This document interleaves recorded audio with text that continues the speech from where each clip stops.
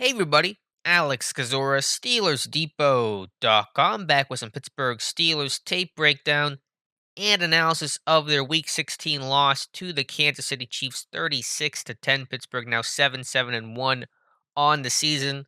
I don't think losing to KC is a surprise to anybody. Would have been certainly a bigger surprise had the Steelers won this game, but just the way in which you lose, the non-competitive nature of it really hurts all the more. No second half comeback this time, and like usual, you dig yourself into a big first half hole. Let's talk about what happened on Sunday. Really, not a lot to discuss. It was just bad across the board. Offensively, this team comes out super slow, as they always do. At this point, it's the expectation. It's not the exception. It's the rule. They couldn't run the ball. They couldn't throw the ball.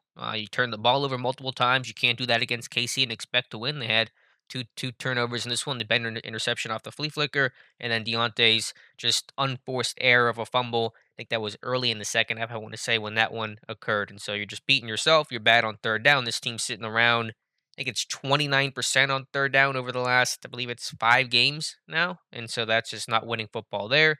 And that's what it comes down to. The O line wasn't very good. Kendrick Green's struggles continued. Dan Moore had trouble with Melvin Ingram and his bull rush. I'm betting Ingram remembered his time back to training camp. Those guys had a lot of battles and, knew what Moore's weaknesses are. And power has been his biggest problem he's faced all season long. And so it was just bad across the board. No points, no efficiency, no effectiveness. Some really strange play calling. Canada 4th and 1 toss. Not a good play call. Not a good decision to run the ball there at all, to be honest. And so it's just kind of more of the same. And defensively, it's just tired legs. Offense can't sustain drives. Defense can't get off the field, and so you're on, the field a ton. I think first half action, I want to say was KC had the ball for 20 minutes, and Pittsburgh had the ball for 10 minutes exactly in the first half of this one. And I think things kind of even up in the second half because Pittsburgh had the ball some more. KC benched their starters early fourth quarter, which is just, really kind of pathetic for Pittsburgh that they're out of that game by the time basically the fourth quarter starts. Basically by halftime, the game was over, honestly. But yeah, just tired legs. Run defense was better early, although Piles kept going forward, and then KC kind of just grinded it out and had some good runs to end this one. Pittsburgh trying to get the four-man rush to get home and get some homes because you can't blitz them. Those guys did not get home on that one touchdown to Brian Pringle.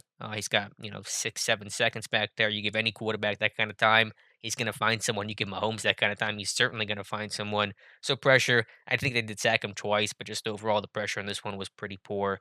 Overall, a lot of soft zone they played, and it's hard to man up when when they got Hill out there still. Kelsey did not play, but they still got Terry Kill, a lot of weapons, a lot of speed at receiver. So trying to man up is going to be tough. But Mahomes just kind of picked apart that soft zone. If you can't get pressure, it kind of compounds that problem even more.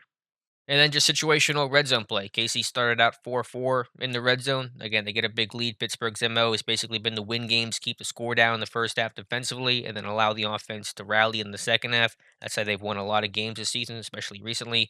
That obviously was not the case on Sunday. Special teams in this one. Boz missing a 36-yarder. Don't know what happened there. I think wind did play a factor in this game. Waitman, kudos to him in his NFL debut.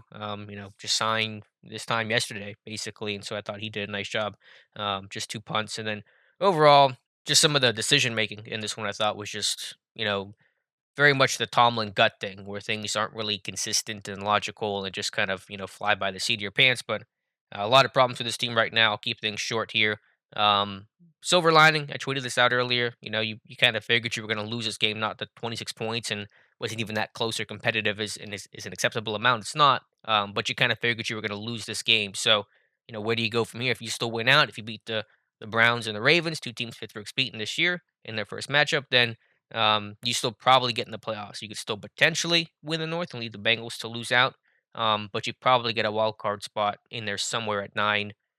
Would that be 9-7-1? And so that's kind of what the angle is right now. So season's not over, but it will take a lot. It basically will take winning out to make the playoffs. So we'll see what happens. This team's so just unpredictable and just different all the time, and so you can't rule it out. Even though you're coming off a bad loss today, they certainly could beat the Browns and the Ravens going forward. Although, of course, they'll have to play a whole lot better than they did on Sunday. So let me know your thoughts in the comments below. I'm sure you guys have many. Please feel free to vent it out in the comment section. Appreciate you guys watching. Like and subscribe. You guys have not done so already. And we'll talk to you soon.